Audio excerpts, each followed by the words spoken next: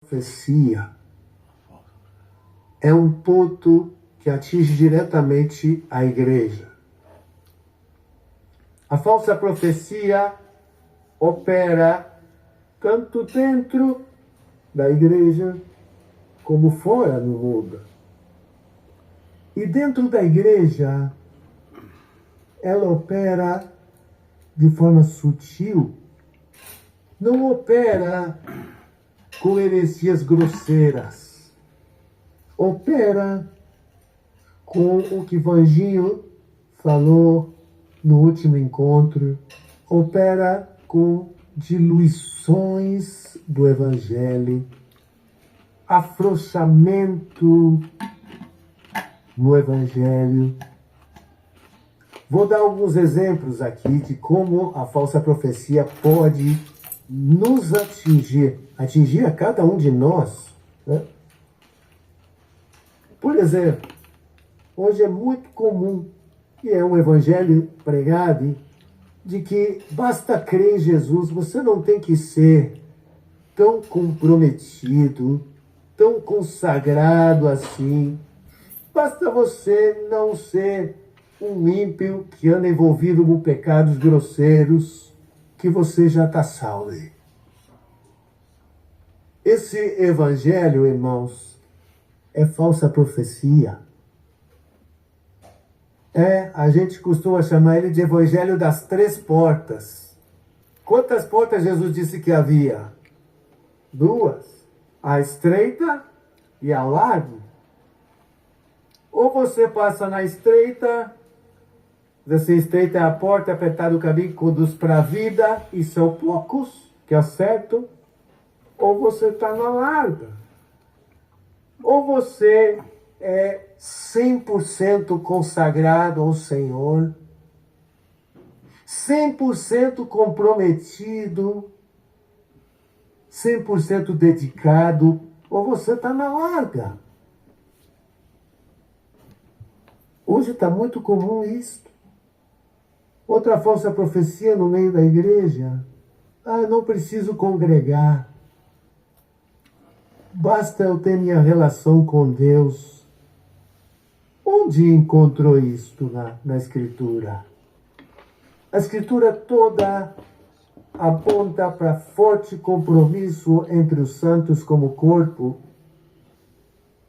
E ainda, o escritor aos Hebreus ainda diz, e não, é explícito na ordem, não deixeis de congregar como é costume de alguns. E ainda diz assim, quanto mais vedes que o dia da volta do Senhor se aproxima, mais necessidade ainda de estarmos juntos. Falsa profecia. O diabo quer isolar-nos. Hoje, as redes sociais querem que a igreja deixe de congregar. Que mais exemplos de falsa profecia?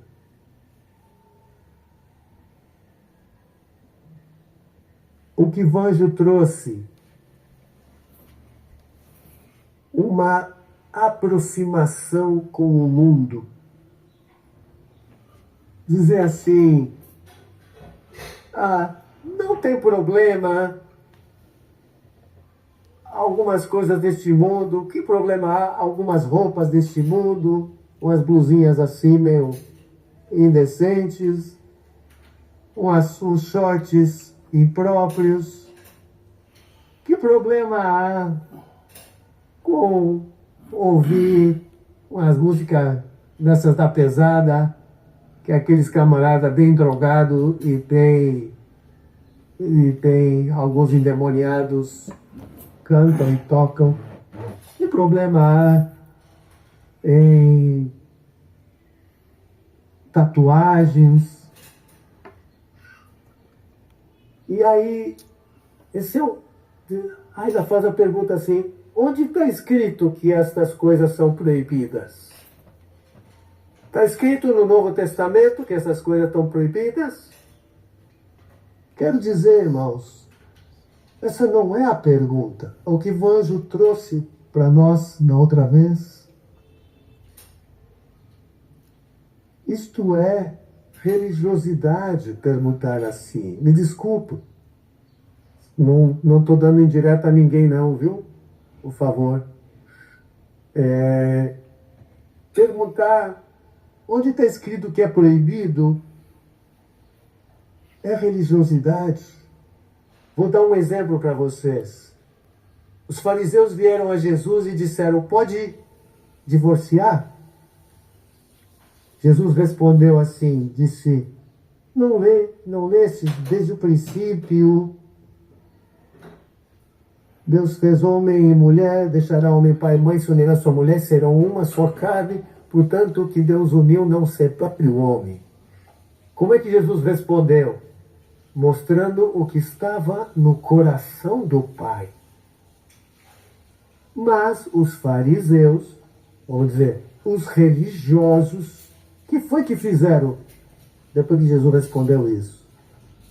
Eles foram para a lei e perguntaram assim, então por que Moisés mandou dar carta de divórcio?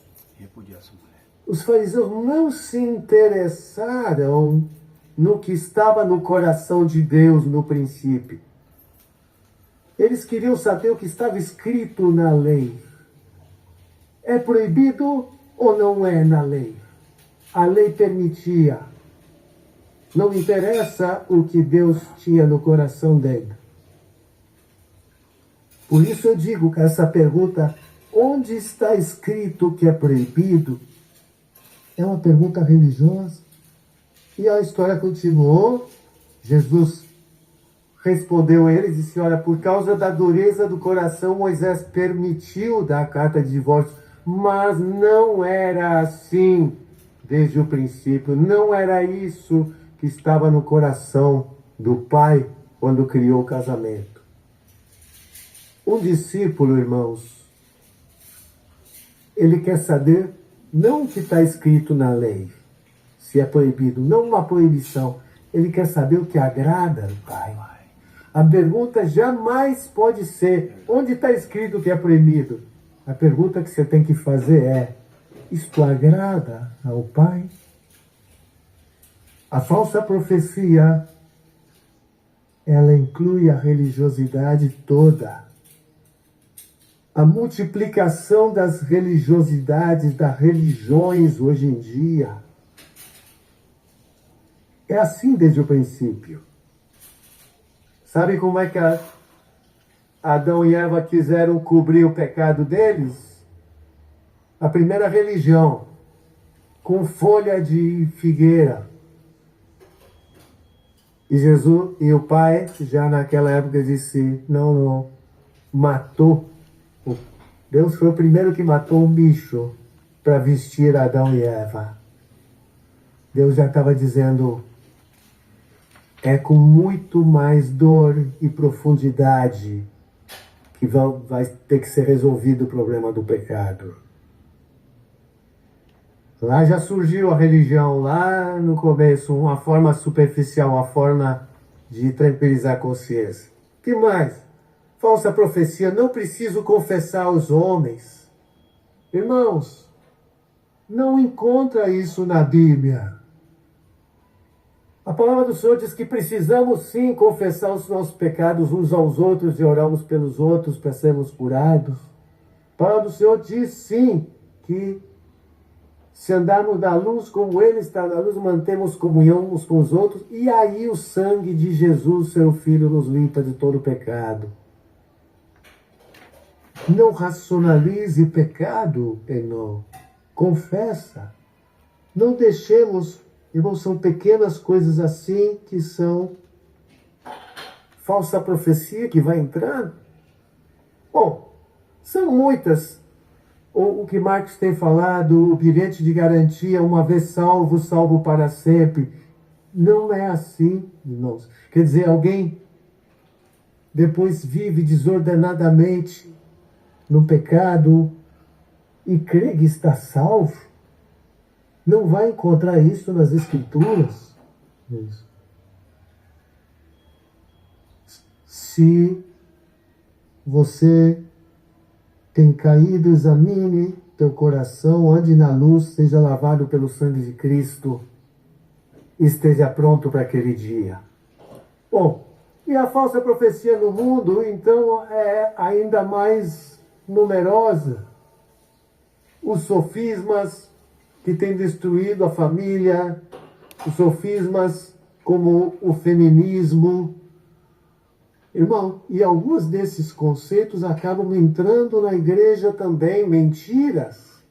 Claro que o machismo era errado e pecado, os privilégios que os homens se davam e o maltrato das mulheres. Mas a solução não era o feminismo, não era a mulher sair do seu papel. Feminismo, divórcio, há um ataque à família direto, aborto, homicídio. Tudo isto a meu corpo, minhas regras, sofismas, mentiras, algumas delas com ar de justiça. Ah, isto parece ser algo correto. Conceitos como não existe o certo e o errado. Quem criou esses conceitos foram as religiões. Cada um pode fazer o que quiser, de acordo com sua ideia. Lazeres ininterruptos, prazeres sem fim, entretenimentos que nos tomam e nos encantam. Eu às vezes eu brinco. Antigamente se cantava assim, ó. Passarinhos, belas flores querem me encantar. Ó, famos terrestres esplendores, de longe enxergo o lar. Antigamente eram os passarinhos e as flores que encantavam e queriam distrair as pessoas. Hoje é assim. As telinhas, computadores querem me encantar. Hoje são 1001 outras coisas que querem roubar nossa atenção para não olharmos para o nosso lar eterno. Então, irmãos, atenção à falsa profecia. Ela se manifesta, não temos tempo aqui. Eu tenho anotado aqui umas 20, mas não dá tempo da gente discorrer sobre isso. Mas, cuidado, acautelai-vos.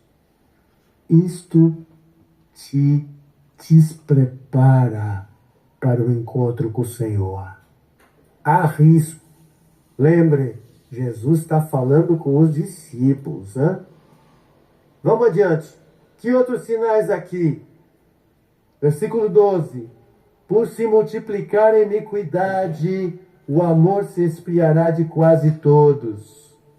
Irmãos queridos, não precisamos falar sobre a multiplicação da iniquidade. O avanço da imoralidade é notório, assustador hoje. Não vou me deter nesse ponto. O amor se esfriará de quase todos. São sinais. Multiplicação da iniquidade e esfriamento do amor. O esfriamento do amor, irmãos, atenção, pode nos atingir. Pode nos atingir.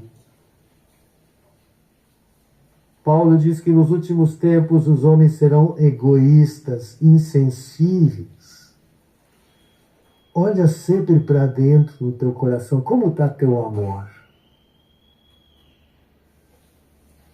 Cada vez mais as pessoas só pensam em si mesmo. Você quando entra aqui, você está atento se tem um irmão meio tristonho, chega perto dele, abraçar, consolar. Como é na tua casa, você com teus pais, os solteiros, com os filhos, os casados. Hoje estamos vivendo o tempo do egoísmo. As pessoas hoje, tudo é voltado para si mesmo, para se mimar. Vou me mimar. Isto não é linguajar de Cristo, se mimar a si mesmo. Mime os outros, tá? Desculpa aí, viu? Quer dizer, não vou pedir desculpa pelo que não cabe. Muito melhor você dar um presentinho para o outro do que para si mesmo. Jesus disse, bem-aventurado é dado que receber. Então, esse é um linguajar centrado, tudo centrado em si mesmo. Cuidado. Olha para o amor, como está teu coração. Depois diz, aquele, porém, que perseverar até o fim, esse será salvo. Irmãos, a perseverança até o fim é necessária, viu? Desistir no meio do caminho não está salvo. Se o que desistisse no meio do caminho fosse salvo, Jesus não colocaria esse será salvo. Se ele botou esse será salvo, quem é esse? É o que perseverar até o fim. E será pregado este evangelho do reino por todo o mundo para testemunha a todas as nações. Então virá o fim. Aleluia. No meio desse caos todo, o evangelho avançará. Serão salvos todos aqueles que o Senhor tem preparado para serem salvos. Amém? Bem, irmãos, estes são os dois primeiros momentos. Ainda não é o fim e princípio das dores. Todos estes sinais vocês percebem que já estão presentes? Todos eles. E são crescentes, vão se intensificando até que venha o fim. Há mais 3 coisas que a gente não estão aqui mencionadas por Jesus, mas por outros contextos a gente costuma falar que são sinais crescentes relacionados, sinais deste tempo. É a preparação de um governo global e um controle econômico mundial. Isto também é um sinal que vemos, não dá tempo da gente explicar aqui para vocês. A preparação de uma religião universal. O falso profeta também vai estar no comando disto também. E a religião universal é necessária. Já o Papa passado já ficava defendendo isso, que muçulmanos, hindus, cristãos, judeus, todo mundo estivesse junto e todos vão ser salvos. Mentira. Mas a preparação dessa religião universal. E um terceiro detalhe também que é importante, vocês vão ver por quê. A construção de um novo templo em Jerusalém para os judeus. Não dá tempo de explicar aqui por quê, mas vocês logo vão entender um pouquinho aqui, tá bom? Tudo isto sinais que nós temos que estar de olho. Já estamos vivendo esses tempos, irmãos. Aí vem agora os 4 últimos momentos, que agora eu vou passar voando por eles.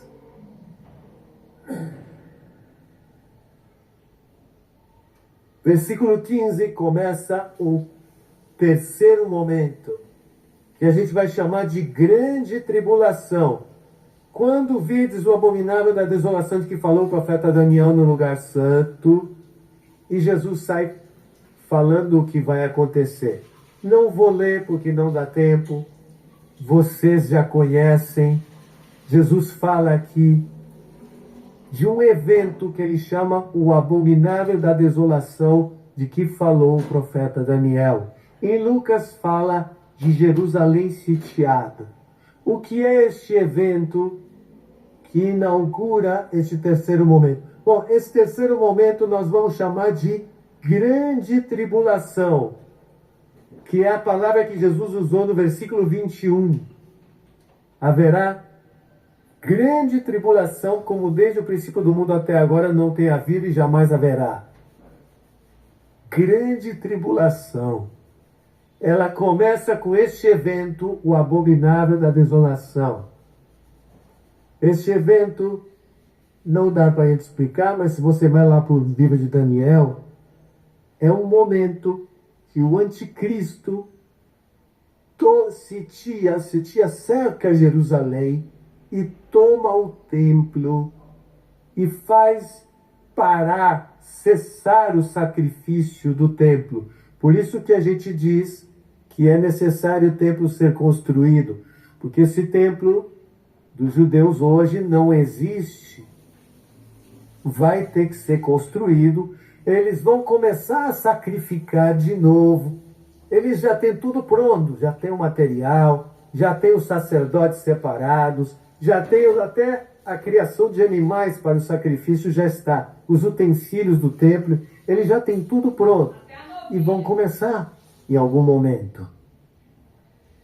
E este momento, a grande tribulação, o anticristo vai invadir Jerusalém, vai se sentar no templo como se fosse o próprio Deus.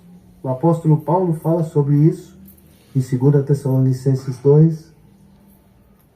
E é este evento. Não vamos ter tempo para explicar mais. São dias que os judeus vão ser mortos, vão ser levados cativos, dias de vingança e castigo para Israel. Mas esta perseguição vai alcançar a igreja também em toda parte. Quando João em Apocalipse vê os que vieram, os que foram mortos na grande tribulação, o texto lá diz que não são só judeus, são homens de toda a tribo, língua e nação. Então, na verdade, todo mundo vai estar sujeito a ser morto também. Primeiro momento, vamos falar juntos, ainda não é o fim. Segundo momento, princípio das dores. Terceiro momento, grande tribulação.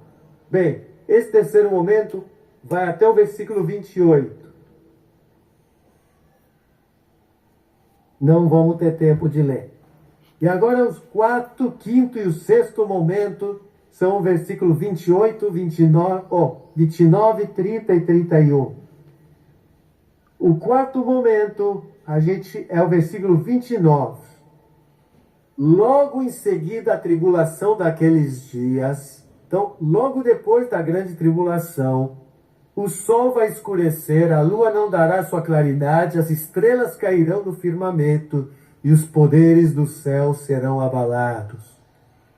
Então, logo depois do finzinho da grande tribulação, vai haver cataclismas muito grandes. Sol escurecendo, lua escurecendo, estrelas caindo, poderes dos céus abalados. Então, irmãos, esqueci de dizer. O início da grande tribulação, claridade, as estrelas cairão do firmamento e os poderes do céu serão abalados. Então, logo depois do finzinho da grande tribulação, vai haver cataclismas muito grandes. Sol escurecendo, lua escurecendo, estrelas caindo, poderes dos céus abalados. Então, irmãos, esqueci de dizer. O início da grande tribulação, com a invasão de Jerusalém, já é um sinal marcante, porque é um evento que todos vamos ter notícia. E este também é um sinal marcante. O sol escurecendo, ninguém vai deixar de ver. Quando isso está acontecendo, você vai saber que está acontecendo, né? Então, esses são eventos marcantes. Este momento, quarto, nós estamos chamando de o sol escurece e os poderes do céu são abalados. Uma coisa assim, resumida para usar as palavras de Jesus. O sol escurece e os poderes do céu abalados. Quarto momento. O quinto momento, versículo 30.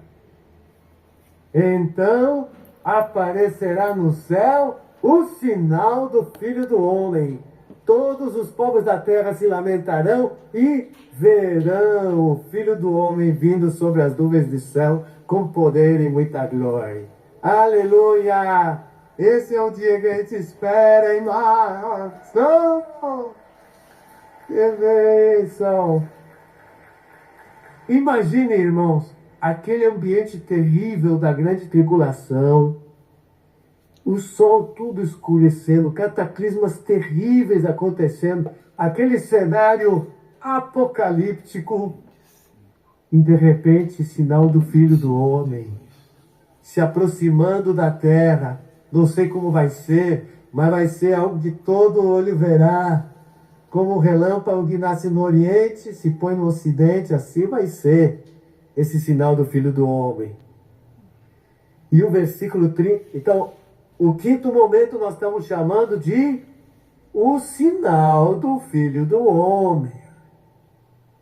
Vamos recapitular?